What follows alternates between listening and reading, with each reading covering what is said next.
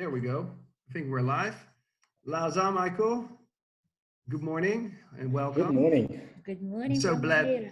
so glad you took the time, and thank you for accepting this interview with you. How are you doing? Everything okay? You're based in Madeira now, right? We're currently in Madeira for the last 9 months.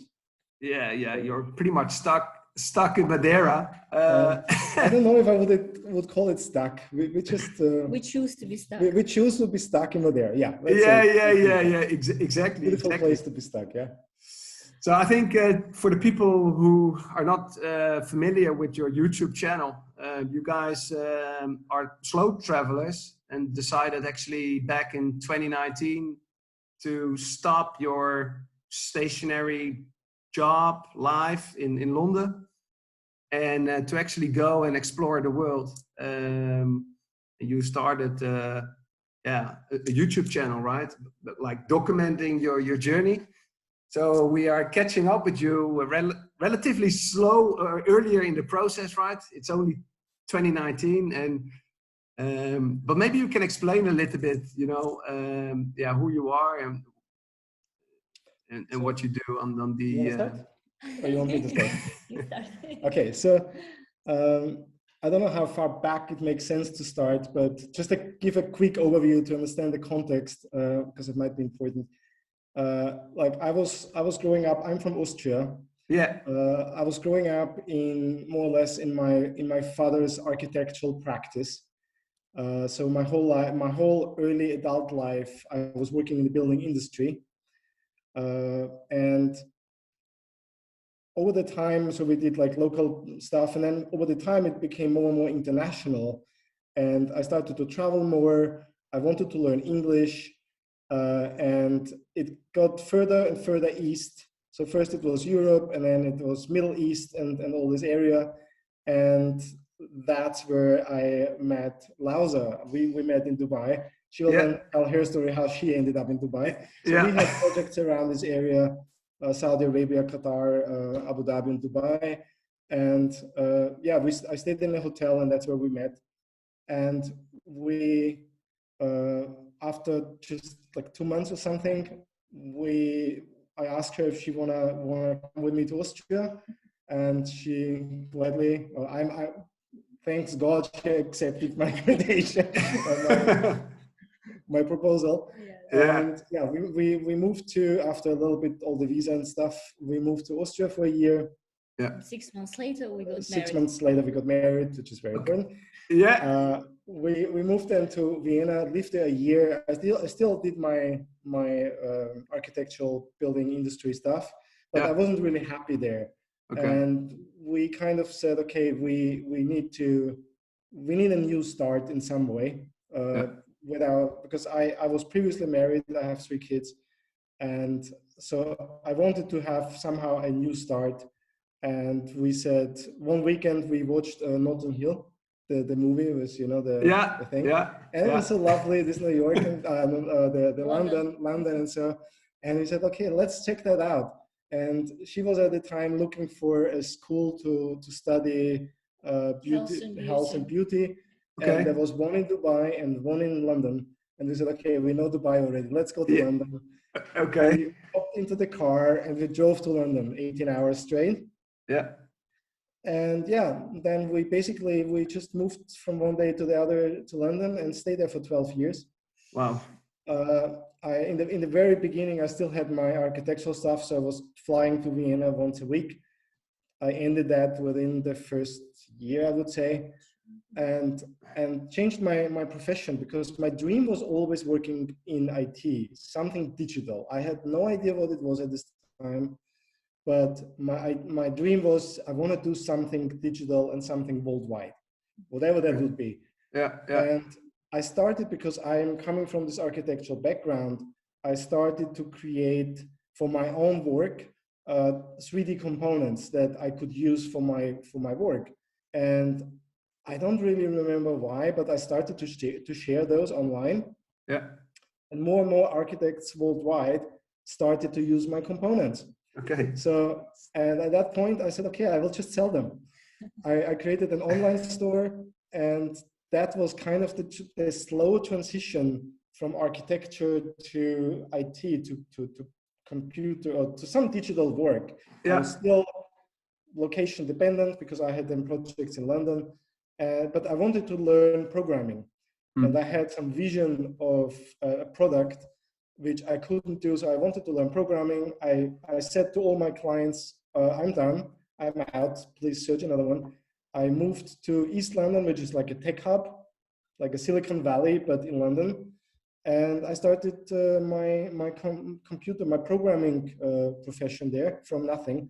I wasn't really a programmer, I haven't studied it. And yeah, the next 10 years, I kind of got in freelancing, did programming, and learned what I needed to learn to make that vision from 10 years ago happen. And that's reality. The product that I built now and launched last week. Wow, wow, wow. Congratulations on that, by the way. Thank you.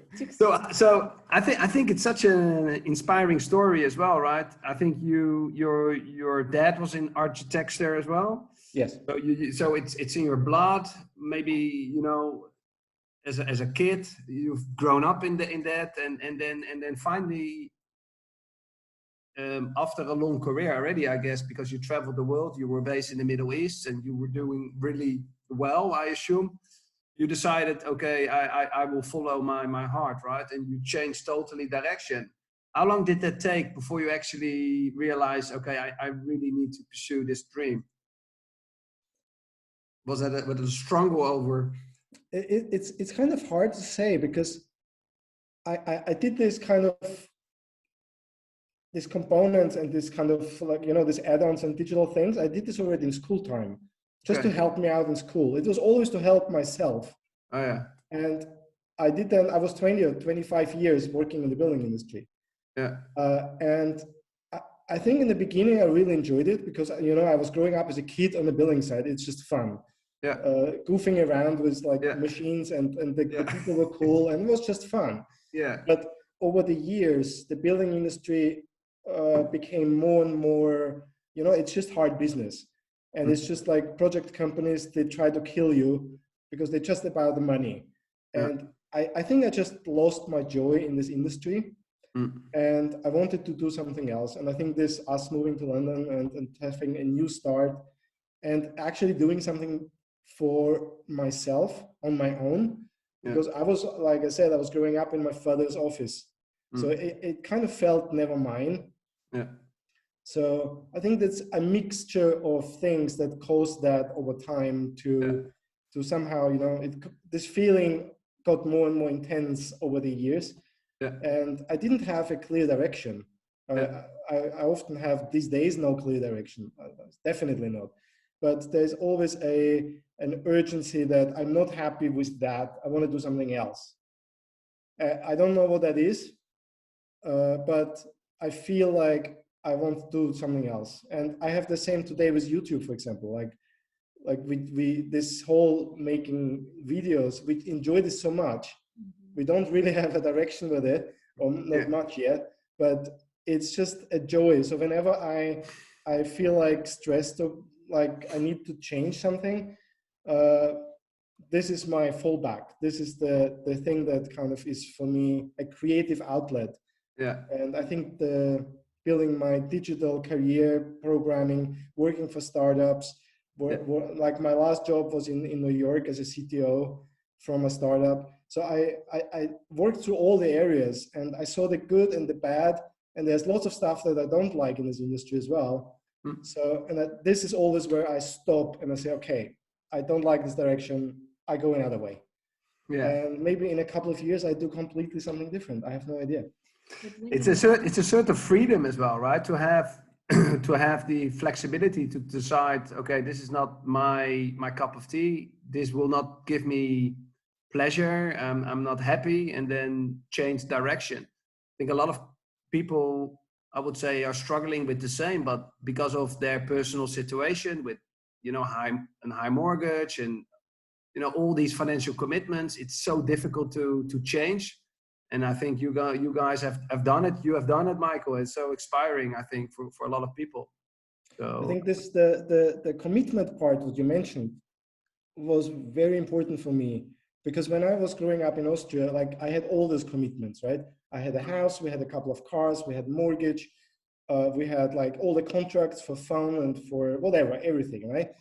And it was really like, it was normal. That's kind of the social norm, right? Yeah, exactly. Yeah. But when we came to London and we started basically from nothing, from scratch, there were no contract, there was nothing. And I kind of had this instinct that I do not want to go into any commitments other than with my wife. Yeah, well said. But no, I don't want to have even a contract for my mobile phone. I don't want to. I don't want any commitments. If I say tomorrow I go, I want to be able to go. And I think this is over time. That's how we lived in London. This is how we lived in London. And then you actually start to, and we had this discussion, we were talking before, like how all that happened. It's like before we decided to move from London, I worked for that New York startup, and they wanted me to move to New York. That was their idea. So during the visa process, I was working remotely, but I was supposed to move there. So they were working on our visas. And we went there twice. So we stayed 2 months in New York City, which we loved. So she's just crazy about Manhattan. But what we found there is that actually now we are here for 1 month. We're living in a completely different place. And the only problem we have right now is that we still pay rent for our London apartment. And in New York. And in New York, right? Yeah. So other than that, we thought like there's nothing else. It's only the flat, and that's only rented. So when we came back, or later this year, with a little bit inspiration of other YouTube channels, we just said, why not just hand in our notice and live wherever we want to live? There's no difference to our current life. There's no risk. There's nothing different. And that's how basically we did it. So, but it took literally 10 years to get to that insight or to that realization, and probably also changing my profession. And also maybe Lauza will tell a bit about her journey, because that was also from a physical profession to doing something completely different. But yeah, I think the commitment thing is a very big part of why people are stuck in the lives they have, because there's just so much besides family, friends, and like, you know, like your connection, your attachments to a certain area or whatever, which I don't have. But yeah, I think this is the biggest thing that's holding people back. I think people are, it's like, it's normal to have this mortgage, to have a second car, to have these fancy holidays, and to have this lifestyle, I guess, what allows you, of course, to look really good from the outside. But if you have to drive to the office every day and you're drained by the end of the day because you dislike your job, or to be stationary every day in the same cubicle, I think it's not healthy as well, right? And giving up and be committed then to changing your life and be a sort of living a minimalism lifestyle, right? No commitments to anything, no fancy car, no stuff you don't really need. I guess you packed everything in a few suitcases, right? And that's your. We have 1.5 suitcases, yeah. So like one large, one small, and that's our life. Everything there, cool, right? Yeah, I think it brings you a sort of we live a similar lifestyle, I would say, mainly because we were based in Hong Kong for 10 years. And the landlords in Hong Kong, they're so greedy. So in the reality, you're relocating every year and a half. So with every time we relocated, we were just dumping a lot of stuff, right? And still, we don't have a lot of stuff. We don't own a lot of toys for the kids. It's just the necessary stuff. And we feel it's working for us, right? And it allows us as well to actually relocate to Madeira and have a different lifestyle. So I think a little bit a similar story, but your story is you're living it already, right? It's so cool. And having 2 suitcases, is it growing already, the suitcases, or you're still on one? Yes, we want to replace the small suitcase to a large Yeah. one, so we have only 2 large ones. But it's not really that we have more stuff, I think. It's just, I mean, we get like a little bit, you know, like small equipments here and there. Yeah. I mean, we are now 9 months here. Like we bought certain things for the kitchen, like essentials, which we got just give to local friends. Then afterwards, when we move on, we don't take them with us. Yeah. But we didn't get anything, so it would still fit in there, I guess. Yeah. The most stuff is just food and, like, you know, your temporary living, whatever it is, and you don't need to take that with you. You get that in another place as well. Yeah. But yeah, so still 2 suitcases. Just, I think we were overly optimistic and they were stuffed already when we left London. So yeah. when we replaced the little one with also a larger one, and we have 2 large ones, and that's it. Just a little bit extra space. Yeah. My one would be the small one, her one is the large one. Yeah, of course. Hey, Lauza, because you're originally from Uzbekistan, right? So how did you ended up in the Middle East? Well, I was after I graduated from university back in Uzbekistan, in the World Languages University. I was studying to be teacher, Russian teacher, but my dream was always to speak English and to be able to express myself in English easily, speak fluently. And after graduating from university, I've got an opportunity to go to Dubai to work.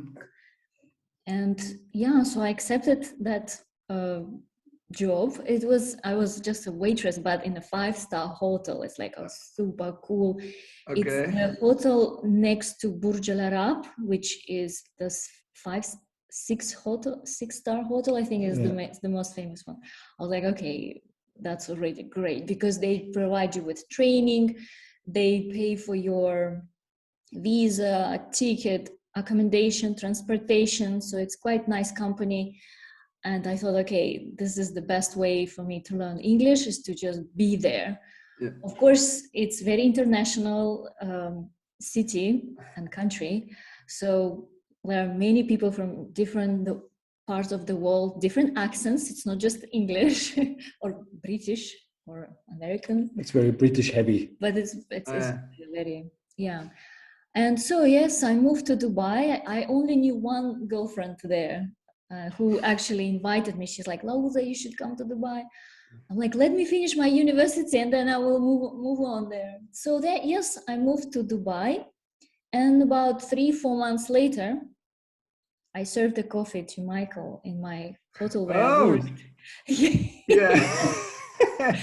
And Michael was, I didn't even remember, because of how many people I see in, in this hotel. Yeah. So I did not leave any impressions. Not really. I was just another guest. But however. Yeah. No, you tell this. No, tell the story about the letter. So when she served me the coffee, she was giving us this comment card, or what it is. Yeah, to give feedback about this place. She just said a few words, and for me that was like, I felt like at this time I was surrounded by so many artificial people, like, so superficial. Yeah. And I felt like this person is down to earth. I had some gut feeling. I can't really explain it. So I immediately went to the hotel room, took a paper, pen, and wrote her a personal letter. Like really old style, Yeah. And I went down and I wanted to give her this letter, but she was already gone. So I left it with her colleague, and I thought, okay, that will probably never get to her. Yeah. And then we moved on to Saudi Arabia. And the next day I came to work, and my colleague gave me the letter and said, oh, this letter is from your boyfriend. I said, I don't have a boyfriend. She said, I don't know, that's for you.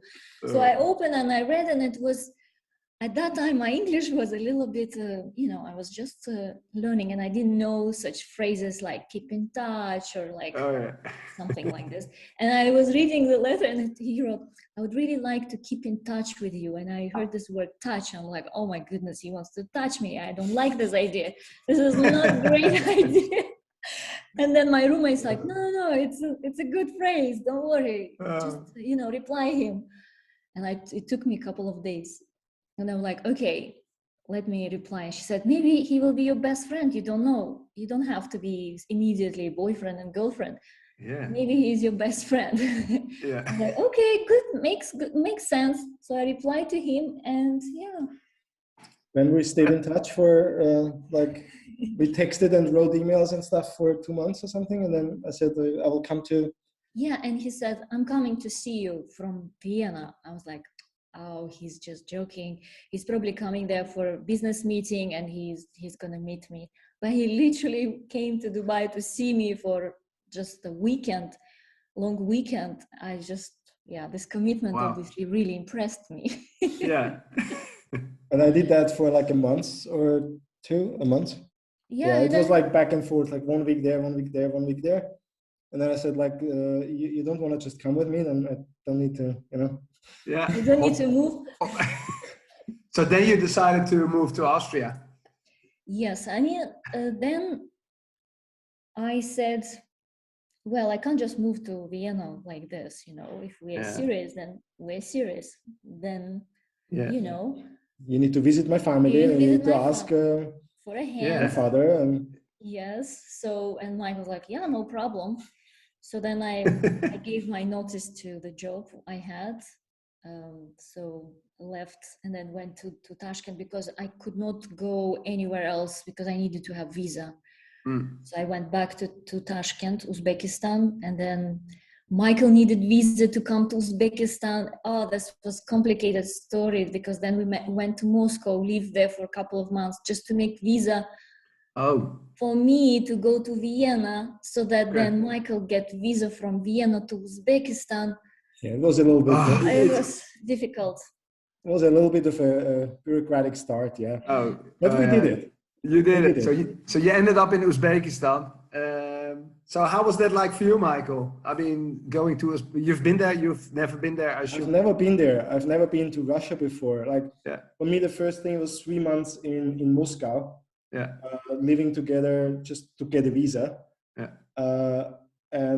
And then coming to Uzbekistan, it was for me like a complete new, different world, because everything I knew until this point, was like Europe or the Middle East, or like countries which are very, they are overdeveloped, I would say, and people are, not very grounded most of the time.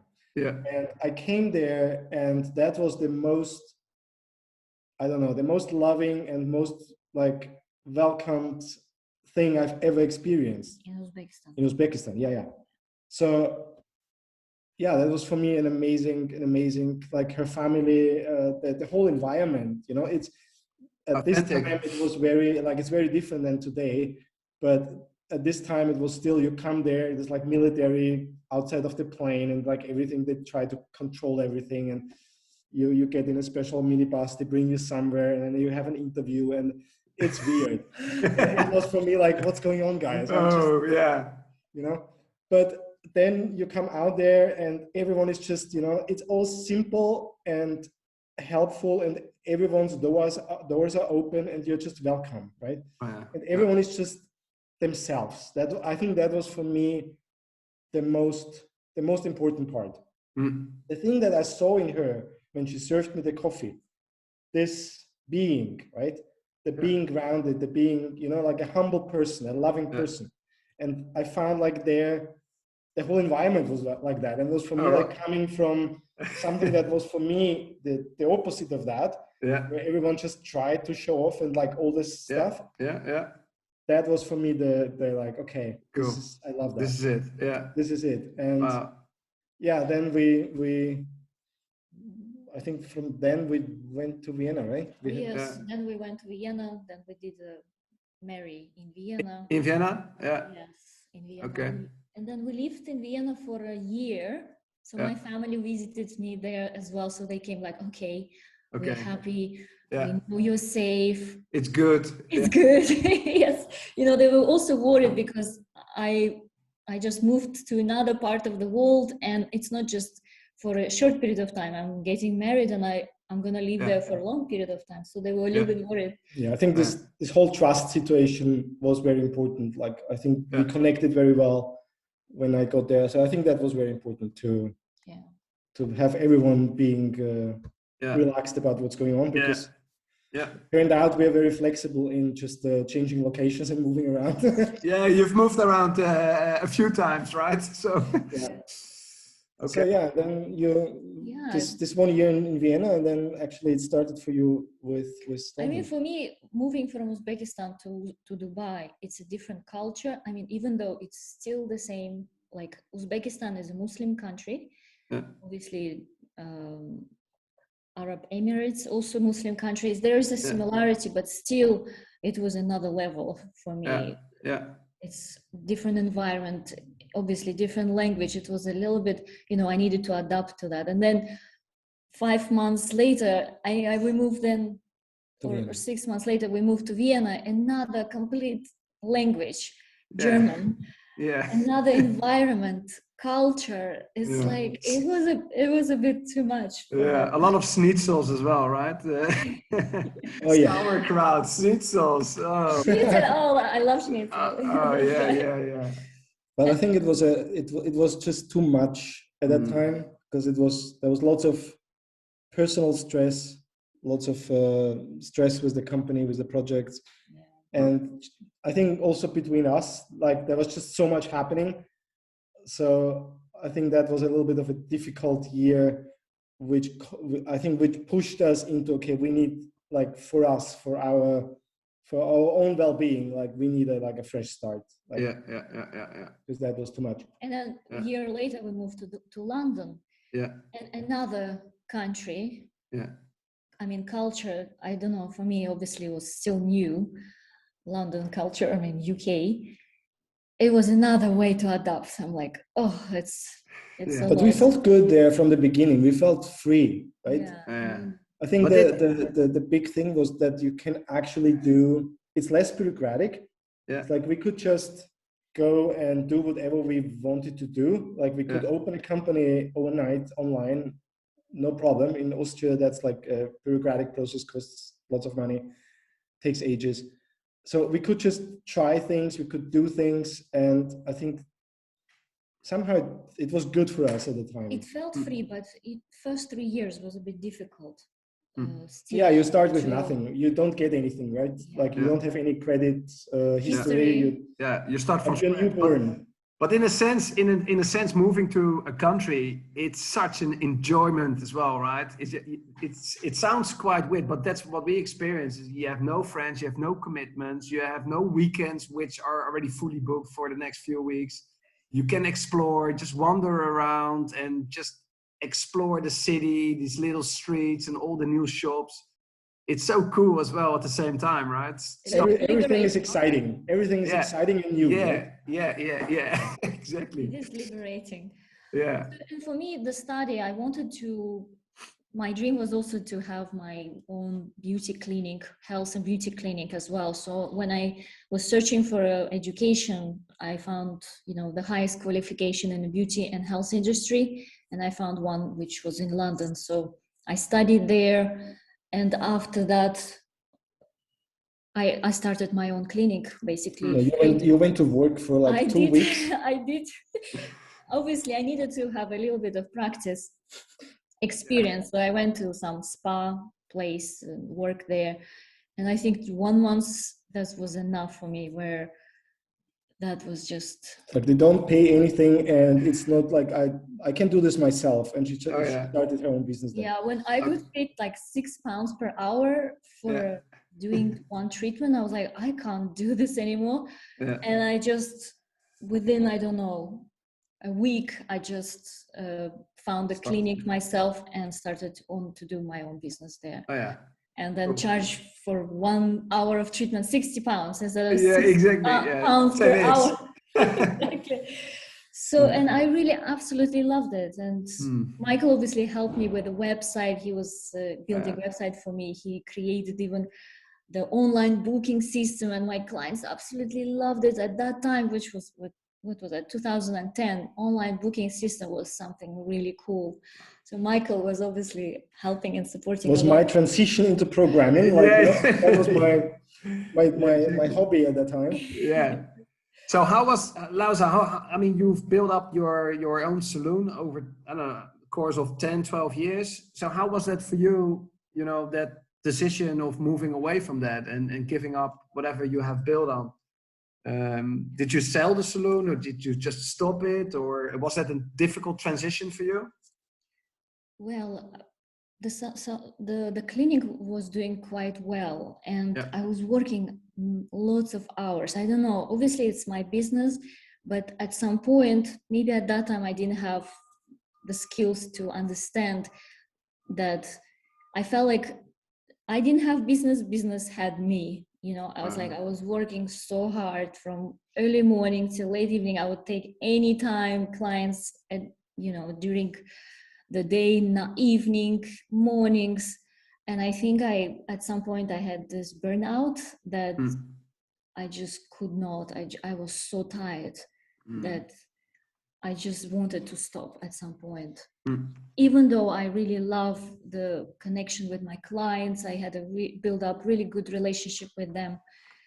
And at some point I just said, I can't do this. I have to find some new way to make life changes, to have a more healthy lifestyle. I mean, yeah, and I felt like, you know, all the most interesting time when like Christmas time or holiday times, this was my busiest time. And I couldn't go for holidays. I couldn't go for what I, you know, spending time with family. I would work at this time. And I thought like, I would like also to have some holidays, and we never were able to take holidays like for a week even. It's maximum would be like long weekends. And I thought, this is not okay. We have to change something. And so I was thinking, how can I transition? What do I do? How do I stop there? And I was lucky that I had a client, which was very, you know, she used to come to my salon for many years. And she became interested in having a business. And then in the end, I sold this business to her. So with all my client list and everything, that was great with the website. And so she's carrying on. And I thought, okay, I will go. I decided to study health coaching, relationship coaching, so that I can transition, still doing work, but hopefully online. Something like this. And nice. Yeah, nice. That's a perfect job you can do online, right? Actually, my wife is, she just finished her school last year. So she's now transferred as well in life coach. She's a life coach then. Yeah. Of course, thinking about, you know, moving and still being able to work. I think that's good. But I feel that, you know, we could fill another podcast with you talking about health, right? Because you're like a health freak. You're into healthy eating and all that stuff. Was this something you studied as well in the UK, or did this just grow automatically with you because of your lifestyle? No, I did this in UK because when I studied my health and beauty clinic in London, obviously, you know, I always wanted to learn. You have to always evolve there, because otherwise it gets boring. So I would always go to some additional courses like holistic treatments. Then I went into the reflexology, aromatherapy, all this Indian head massage, more spiritual, holistic way of treating people. And, you know, having clients, they would come and they would open up to me. And I know that there's like, it's more than just beauty. It's more deeper health. It's the spiritual kind of connection, relationship to yourself, to other people. That's where I was just keep evolving. I love to learn, and I always study. And at that time I was already studying a little bit of nutrition, because for the treatments I could already notice when people would come to me, I was like, okay, I would maybe direct them in some way, so to improve their health. And then afterwards, that's why it was for me natural transition into health coaching and relationship coaching, life coaching. So yeah, afterwards. And then I came with my weight situation and life. And then obviously Michael, yes, and he was my good case study. I was the case study. Everything she learned, she tried on me, and we got to this changing, because I was like 20 or 25 kilos more at the time, and I didn't feel well. I was stressed and all that stuff, and she tried everything she learned, she tried on me, and we basically said, okay, there must be a lifestyle change rather than like a diet or anything else. And I think that's where all that kind of transition then started, to away from the clinic to like healthy eating, healthy lifestyle, all that stuff. So, and she practiced successfully on me. Yeah, exactly. But I think, Michael, you've traveled quite a lot. You had, I assume, a sort of a stressful job. So the eating habits are then sort of put on the back burner. It's not the priority. No eating habits at all. Yeah, exactly. But I think it's very inspiring, you know, speaking with you, Lauza, on you know, your coaching and your healthy way of living. So if you could give 3 tips on nutrition, or just in general, you know, if you want to live a healthy life, what kind of rules do you implement, or should we implement in our daily routine? Ooh, good question. I think healthy, I would say lifestyle, it has to be, it's not just one thing. It's like, it's psychological, it's mental health, which is important. It's nutritional, because nutrition, when I studied nutrition, I realized it's not all just about eating right. It was all about, you know, how you know, mental health. It's about also physical health. So it's like 3 things which are important to look at: your chemistry in your body, what's happening there, what you eat. And I think the food is like medicine. So you can really heal and do a lot with food. Then you have this mental health, which also impacts your health dramatically, which is stress related or some worries and things like that. And the third one is a physical, which is, you know, moving your body, which is important. And we just had a treatment recently, right, with was that muscle testing. This is one very important puzzle. Yeah, I don't know if I should go there because it's such a big topic. But it's a physical activity, basically. It's like these 3 things are important to pay attention to. I think that my takeaway, if I just add to that, is because there is, you know, there are diets, and there's like, everybody tells you what to do, right? Like you asked now, what are the 3 things? Yeah. And I don't think there are like specific things that are the same for different people. So the biggest change that impacted me from what she learned me, or what we got out of her studies, is that we have to test what works for us. So we changed our diet regularly, and we journaled about it, and we basically documented how we feel after eating that, after eating that, after eating that. So, and over time, we kind of found what works the best for us. What keeps us energized, what keeps us happy and light, what fills us up. Like, do we eat 3 times a day, 2 times a day, 5 times a day? Like, we tried all of those things. And I think it's different for different people. Yeah. And my takeaway was like, okay, test it, go like 1 month, 2 months, whatever, like try different things, document it, and see how you feel. And I think living a more conscious life generally, because we're doing so much on autopilot. You know, like we're just used to stuff, and we just go every single day. And I think the slowing down and like questioning, like, does that actually help me? Does that make me happy? Do I feel good? If the answer is yes, keep going. If the answer is no, then change direction. Try something new, try something different, whatever it is. And I think that's how I would summarize all those changes which we did over the years in some way. That's true. Yeah. Yeah, the same with like career, right? Like, do you love my job? I was like dreaming of doing this job. Like now I'm doing it. I'm happy. Like as long as the answer is yes, I continue. As soon as the answer gets yeah, maybe not or no, then I will, okay, I spend still time there, but I will spend some of my time doing something else. Yeah.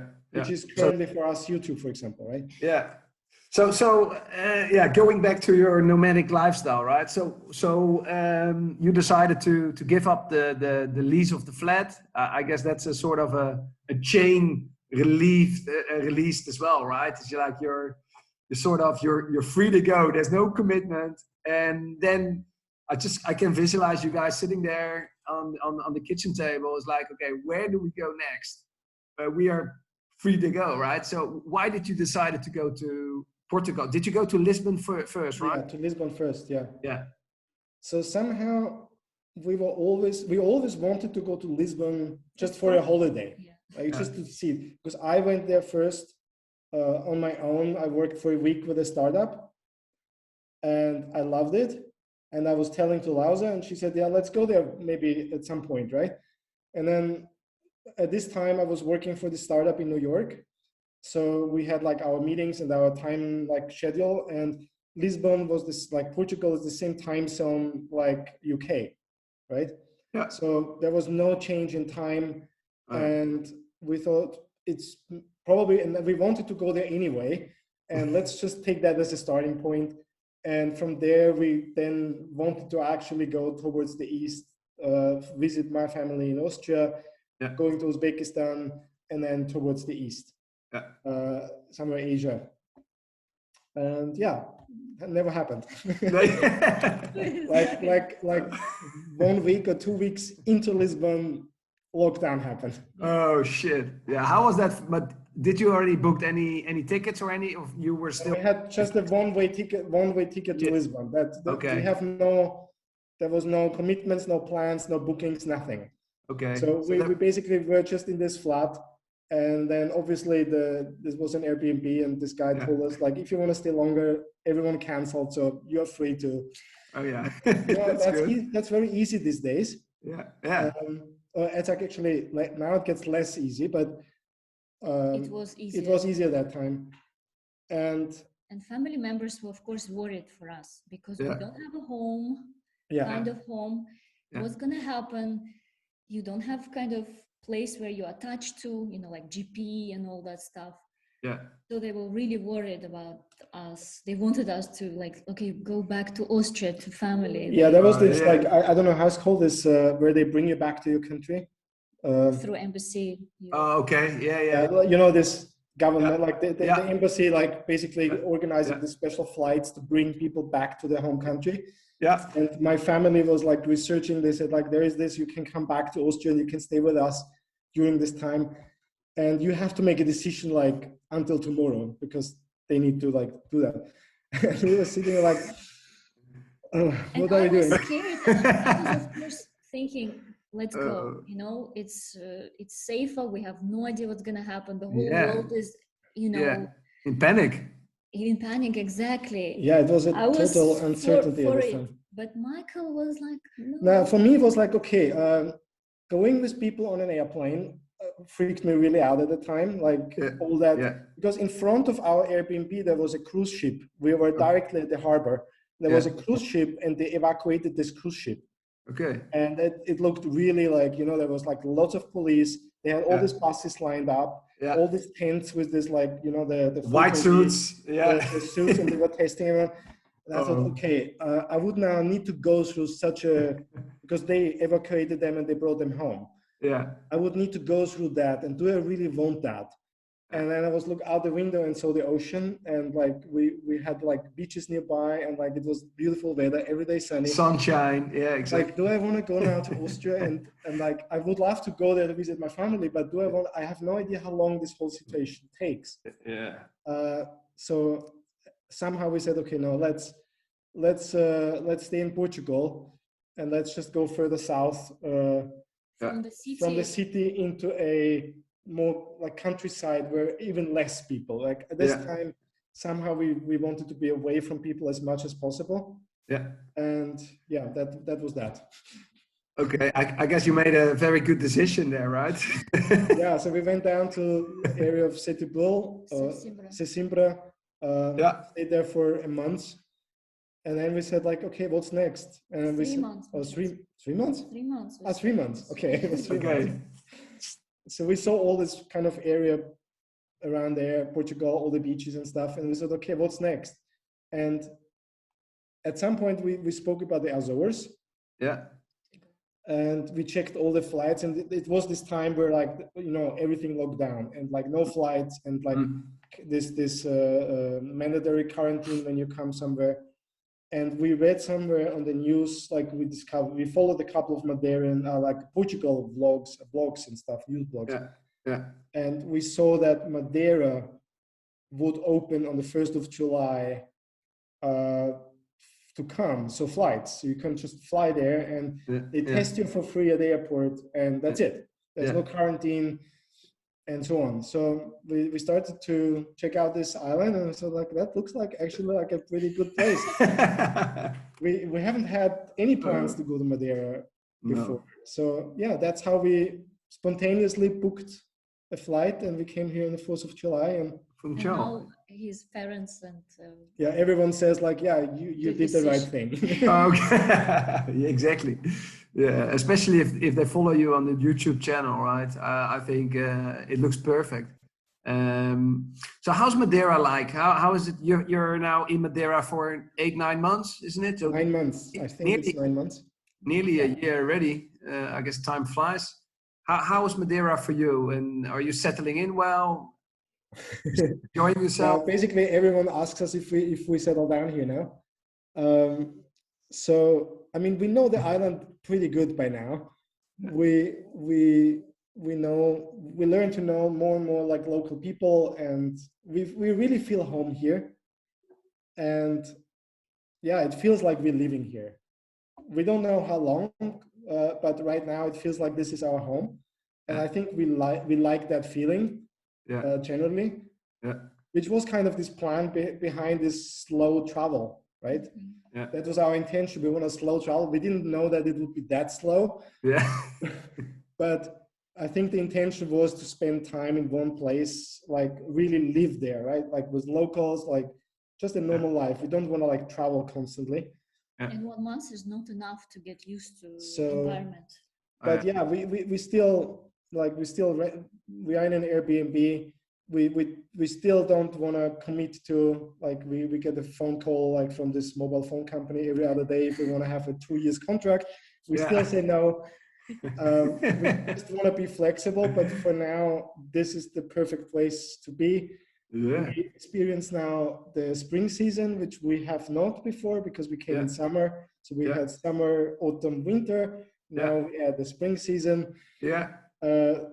We meet more and more people now through our YouTube channel, obviously, which we really love. One of the best things. That's the best thing out of it, actually. Is connecting with other people through the YouTube channel. Yeah, so we love it. It's a beautiful island. I mean, Madeira, I am from Uzbekistan, and it's a very sunny country. In summertime, it's plus 40, 45 degrees. I'm used to heat. I love sun.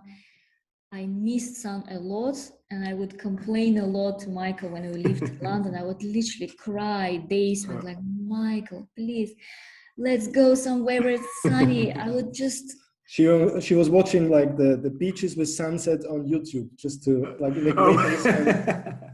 Yes, and I would just cry because I feel like I want to be now in the ocean, or it's at least sun. I didn't need to have ocean, just sunny days. And so when we came to, that's one of the reasons how we choose locations by only by weather. And Madeira is like perfect. You have sunshine. It's hot. If you feel like you want to be in a heat, hot. I mean hot, good hot, like 26 degrees, not too much. No Dubai hot, like Dubai. So it's still comfortable. It's still comfortable, and it's not too humid. You know, sometimes you might feel it's hot, but because it's an ocean, it's very humid. But it's just kind of right. It's not good. too much. And the winter time was good as well? Winter time was, yeah, it was like a little bit more windy. It was, I don't know what we had, 10, 12, 15, 18. No, 12, 15 degrees. Something like that. Sometimes rain. We had this like storm fronts passing by. But overall, it wasn't that bad. So it was still okay, just cooler and a little bit grayer. But now it starts to be really beautiful again. And I think the nice thing on this island is you have these microclimates. Yeah. So if you want to be at the beach and you want to have sun, you know where to go. If you want to have a little bit cooler and easy hikes, whatever, 15 minutes, 20 minutes drive, you got that. You want to have like mountains and hiking, like proper, another 20 minutes, you have that. You had even some snow, right? You have snow, yeah. I mean, that's something crazy. Doesn't happen that often. This year was apparently cooler than normally. But it's really cool. It's a very small, you can drive from one end to the other in 40 minutes. Like east-west. And you can, whatever you desire on that day. And also weather, like there's always, more or less always a patch of good weather. So like you learn to understand the weather system, like where the wind comes and how the clouds and all that. And with the mountains, okay, if it's gray and windy there, it will be beautiful here. So you just go there. So it's pretty kind of, by now we understand how this whole thing works. That sounds really beautiful. We will be in Madeira by the end of April, or maybe already in 2 weeks. We are thinking about flying there without the kids as well for a few days to visit some schools and all that stuff. So, do you know the area already where you want to be? In the Calheta. Yeah, Calheta area. So we were still, because our kids they were on an international school in Hong Kong. But we actually now considering putting them on a local school to sort of kickstart their Portuguese. My oldest, she will be 11 in April. So we feel that maybe that's still a good age to sort of throw her into the deep waters, right? But she likes languages. So she speaks Mandarin as well. She can read it and write it and all that stuff. So hopefully Portuguese she will be doing as well easy. And my middle son is 8, and he rather do 100 push-ups than read a book. So so let's see how that all plays out, right? If we put him on a local school, but let's see. It's beautiful that kids experience that.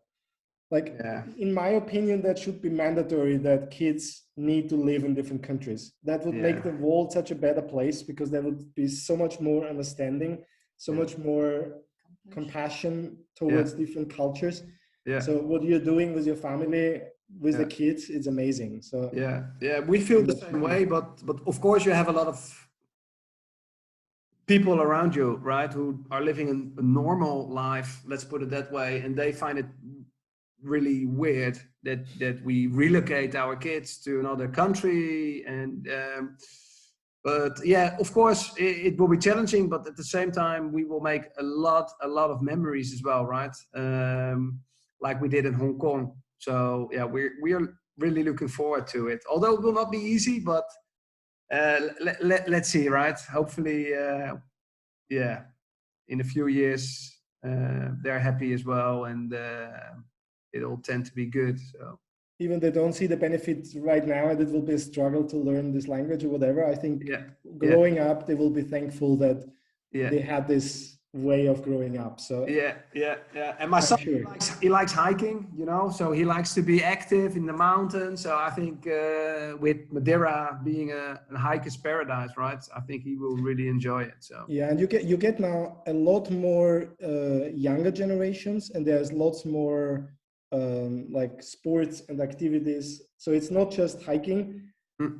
So we see this 9 months that we are here, we can really see how this island is changing also in terms of more people moving here, younger people coming here. Yeah. And like the whole offering and activities and like the possibilities is just like young people coming here, opening their businesses and bringing new things on the island. So I think it's really beautiful. But I think it's with the whole COVID, a lot of people has started to work remotely as well, right? So the digital nomad lifestyle is suddenly to a lot of people available, where a lot of employers, they realize maybe our staff can actually work remote as well and do perfect job. So I think there's a digital nomad city opening up as well in Madeira, right? So we just released yesterday a video. Like if you check out on our channel, we visited the first digital nomad village here on Madeira. It's in Ponta do Sol. Which is not far from Caleta actually. And I sat down with one of the guys who is the driving force behind it. And interviewed him, so you can check out this video. Cool. He's talking about all the people who come there, how this whole thing works, the whole community they are building. So it's a really interesting interview and gives a little bit insights how this whole digital nomad village works. So we just released that yesterday, so it's on our channel. I will check it out. And I will definitely check it out. That's an interesting topic. So. Alrighty, guys. So one last question I actually had: is there anything you missed the most from your stationary life, or there's not a thing? So my answer is no. Okay. No, I think for us, because we lived in London for so long and our families are not there with us, so we didn't have that much attachment. I understand if I would live in Austria and we would have family already there with us and we are like leaving them. We did this already a long time ago, so it was a little bit easier in that case. Of course, we have friends, but we arranged that they will come and visit us. They're actually very happy to visit us wherever we are, because why not? So that in this case, no. I mean, for me, it was a bit difficult when we were giving up everything, like everything, my kitchen, my all beautiful kitchen. The material attachments. Yes, that was the most difficult because I love my kitchen, I love cooking and all my equipment's there, and I needed to do something, and now I'm going to be traveling and I don't have them. So that was. But you got around. It was hard to. But of course, and not knowing how it's going to be, and Michael, of course, was like, "Don't worry, whatever we need, we will get it." So it's fine. And of course, when we had this experience living in New York in Airbnb apartments for a month, we felt like actually we have everything we need in Airbnb. We have like everything, linen, towels, like kitchen, whatever you need to cook in the kitchen as well. I felt like I didn't miss much. And I think that gave me the sense like, I think I will be okay. If we carry on with that. And I easier gave up all my stuff, and now we're was still an emotional process, but now it's like 1 year since we did this, and I think, why did we not do this earlier? Okay. I think it's a very inspiring story, right? I think that's how we started. A lot of people, I would say, I guess they are sort of still stuck in the stationary lifestyle and maybe considering moving or considering making a change, and you guys have done it. So hopefully we will inspire maybe at least one person, right, to at least do the same.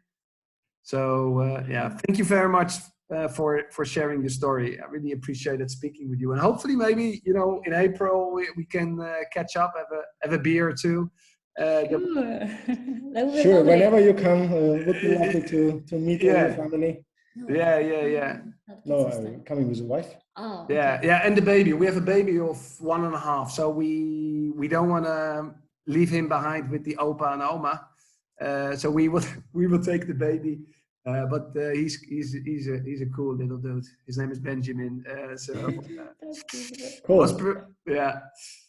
Alrighty, guys. Hey, thank you again for speaking, and thank you for all you do on YouTube. Right, it's really enjoyable. I will leave all your all your your channel details in the comments as well. Thank you. And Thank you so much.